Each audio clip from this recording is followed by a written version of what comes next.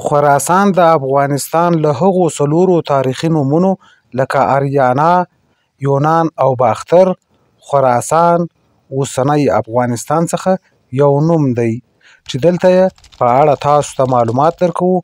تر پایه یې راسره واورئ.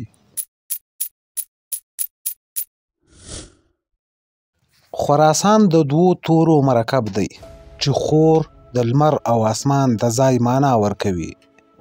ښایي دا نوم په پاریس کې د هغې سیمې لپاره کارول شوی چې د دې په ختیځ یا لمرخاته اړخ ته پراته وو.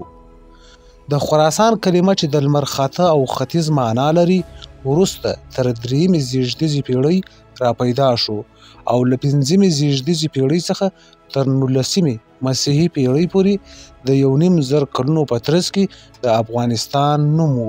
د 8مې پیړۍ مورخ ابو الفدا لیکي خر یا خور د لمر او اسمان د یو شي د ځای معنا ورکوي، یعنی مطلع الشمس یا ختیځ. نورو عربي مورخینو هم د دې کلمې په ژباړه کې د پارسي اصلي معنا مراعات کړې ده او په غالب ګمان دا خراسان یا افغانستان هیواد د ختیځ او ځینې افغاني پاچاهان هم د ختیځ د پاچاهانو په نامه یاد کړي دي. د پاریس سلطنت په 3 میلادي پیړۍ کې د خپلې خاورې شمال ختیځ برخې د خراسان په نوم یادولې. د سلطنت د پراخېدو او واکمنېدو سره سره د خراسان خاورې هم بدلون موندلو. د ترکمنستان مروه، د افغانستان فاریاب، هرات او د ایران نیشاپور او د توس مشهد ښارونه به تل په خراسان کې شامل وو. هرات د خراسان د ملغلرې په نوم شهرت لرلو. د اسلامي خلافت په امیه او عباسي دورو کې خراسان په 4 برخو ویشلی وو چې په ټولو کې یو ښار مهم مرکز وو. دا د نیشاپور، مروه، هرات او د بلخ ښارونه وو.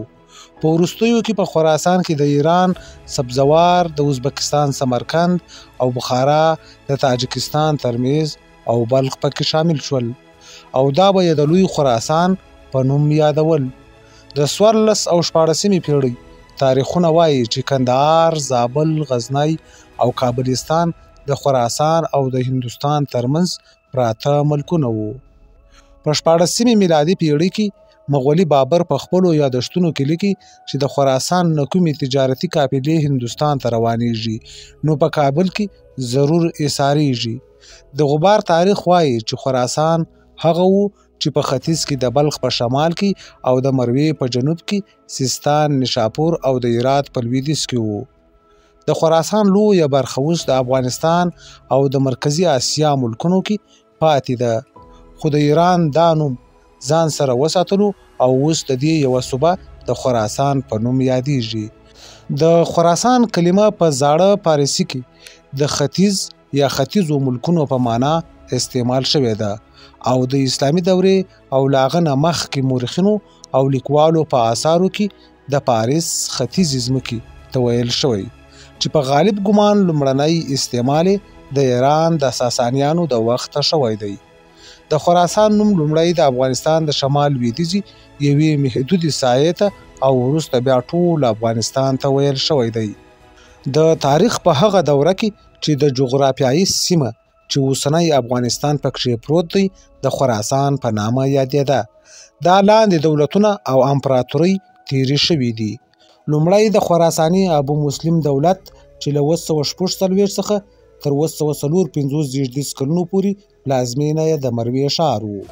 دوم د طاهرانو دولت چې له 182 څخه تر 872 زیږدیز کلونو پورې پلازمینه یې لومړی هرات وروسته نیشاپور.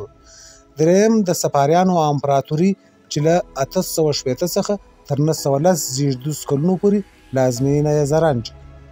څلورم د سامانیانو امپراتوري چې له 892 څخه تر 999 زیږدیز کلونو پورې پلازمینه یې لومړی بلخ بیا بخارا.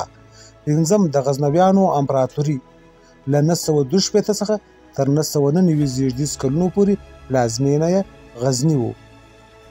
شپږم د غوریانو امپراتوري له 1148 څخه تر 1214 زیږدیز کلونو پورې پلازمینه یې غور و. اووم د کرت د ملوکو سلطنت له 1215 څخه تر 1418 زیږدیز کلونو پورې پلازمینه یې هرات. اتم د هرات د تیموریانو امپراتوري له 1404 څخه تر 1507 زیږدیز کلونو پورې پلازمینه یې هرات.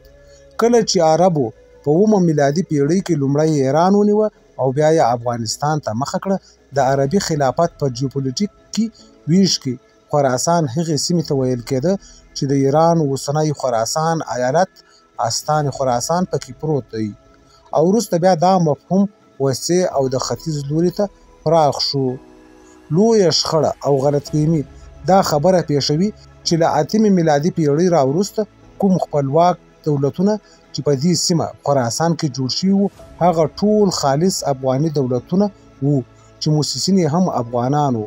د خراساني دولتونو لویدیځه ځمکه چې د ننني ایران زیاته برخه احتوا کوي په عربي خلافت پورې تړلې وه، مګر ایرانیان اوس دغه ټول افغاني خراساني دولتونه او امپراتورۍ خپلې بولي او نړیوالو ته یې هم همدغسې ورمعرفي کوي.